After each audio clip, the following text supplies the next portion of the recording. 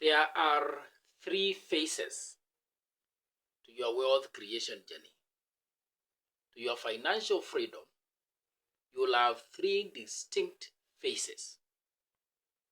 You'll have an investing stage, which is sandwiched and preceded by a saving stage,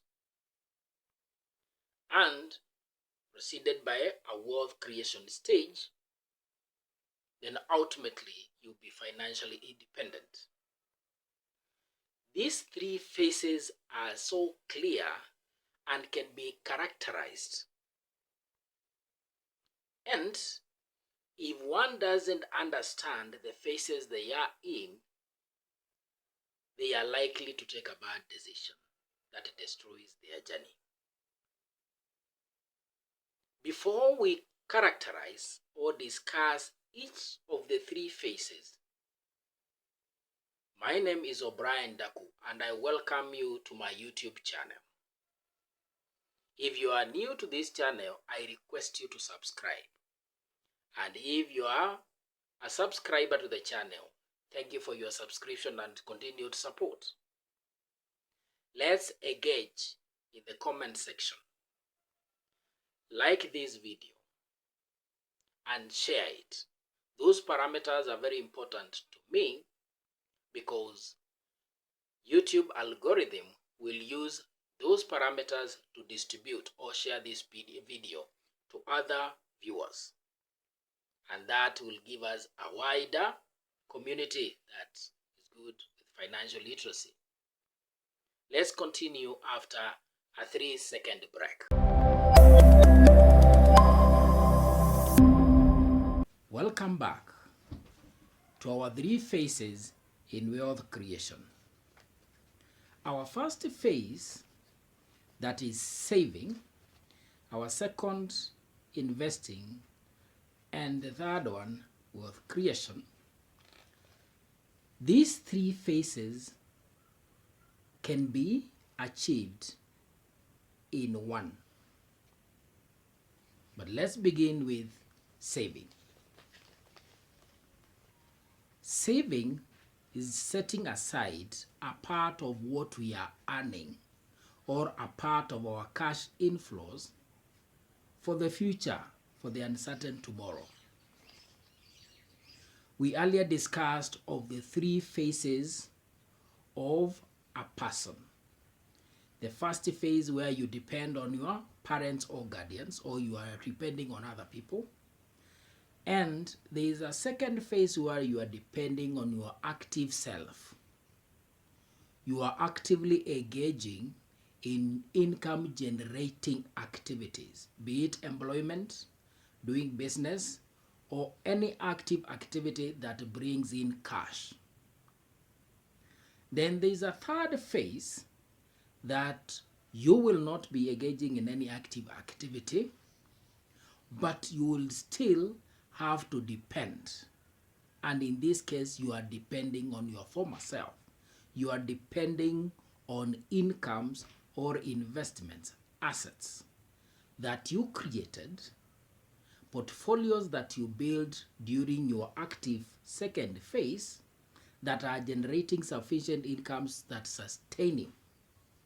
And if need be, sustainable enough that even your future generation will depend on them. So saving will be deliberate, electing to set aside or a part of your active incomes.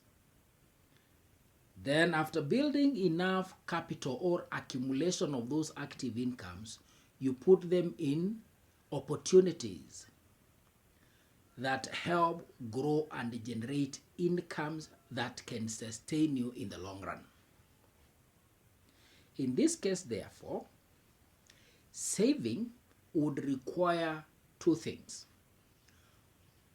One, you get aggressive enough and generate huge cash inflows from active activities that you can comfortably live in and consciously put aside and accumulate to a desired or target amount, because saving must be backed by a goal, and this goal must be objectively measurable in financial terms, at a specific amount of money. And this goal should be time bound, a specific amount of money that should be achievable in a given period of time, so that we can easily divide the target or the goal and the duration to determine the smaller activities what we can consistently and regularly put in the accumulation account in order to achieve the goal. On the reverse, if one is constrained and cannot engage in multiple activities that are generating income, one would require to defensively tailor a lifestyle that suits or fits within what they are able to generate as cash inflow, in order to live and utilize, or to be able to set aside an amount. So the act of saving is unexcusable on the amounts you are able to generate. So long as you are generating an income, you should desire to set aside a portion of that income, regardless of what amount, but a portion on a regular basis towards that accumulation. Remember, as discussed earlier in another video, we looked at the 5 status levels in the financial freedom journey, where at the very bottom we talked of a financial crisis level, where there's a pure dependency level, where one, irrespective of the fact that should be generating, you are unable, or you are not generating any income and you are depending on other people.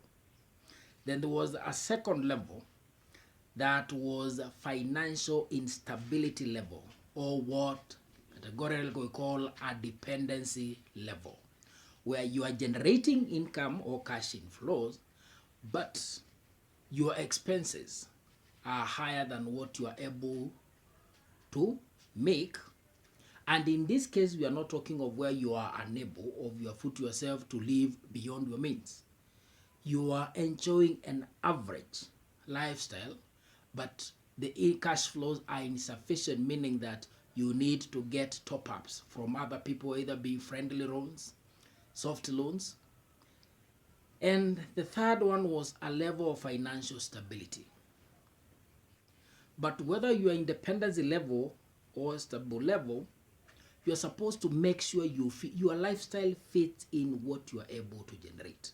All purpose to aggressively look for alternative ways that you can generate more cash inflows to be able to save.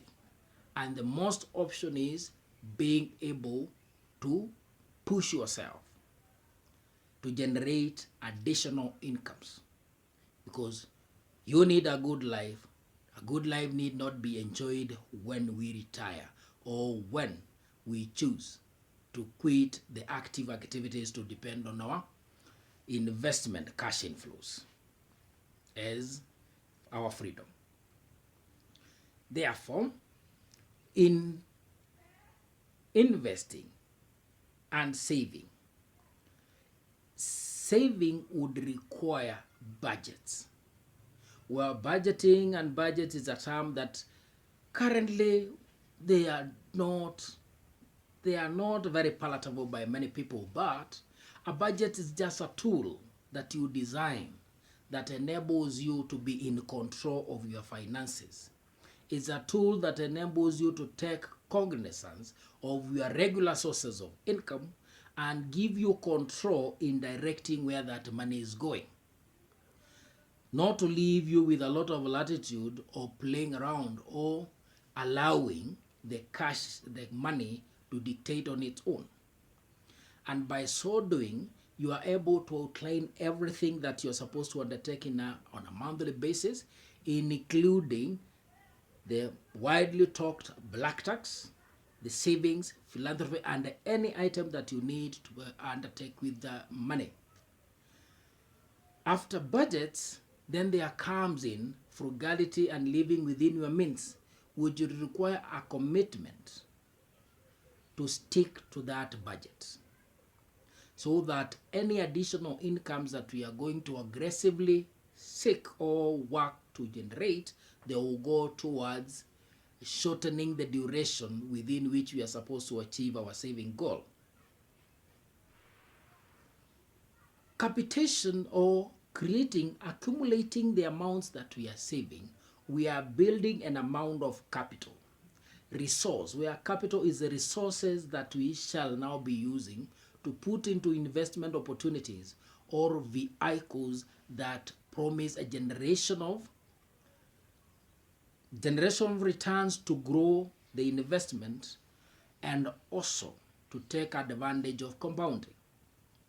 Consistency will be achieved through budgets when we commit and we automate from our checking accounts what needs to go to our accumulation accounts. Then it's important we consider the fact that money, just like motor vehicle, loses value. And therefore, as much as we talk of a motor vehicle as a liability because it takes money away or it loses value, money that is kept idle has the same characteristic of losing value because of inflation. Therefore, in saving, we must also adopt an approach where we not only protect the cash that we are setting aside against loss, but also protect it against inflation or losing value. We want the cash that we are setting aside to maintain its purchase power, in that what we are able to purchase with that amount at time zero, we should be able to get the same item in the target future with the same amount of money. And for that reason, because inflation is uncontrollable, the only option we'll have is choosing the point or the accumulation point of our savings to be one that generates a compensating rate to inflation. Therefore, where we are accumulating our money, that account should be able to generate us a return or interest that at least is equal to the existing inflation rate. If we are able to get more than the inflation rate, then the system or that account will be enabling us to grow our money or compound it in the long run. Therefore, inflation being the persistent loss of value of money will be protected if you elect your parking point or your saving account to be one that is giving you a return, at least more than the inflation rate. The choice of where you keep it in a bank account, where you keep it, whichever point you elect, should be able to protect you against inflation. The other item is living within means, which cannot be underrated because our needs keep on changing, and so we'll be shifting of our targets. Additional incomes will be divided into improving our lifestyle and also increasing our saving amounts. At the stage or phase of saving, this is very important.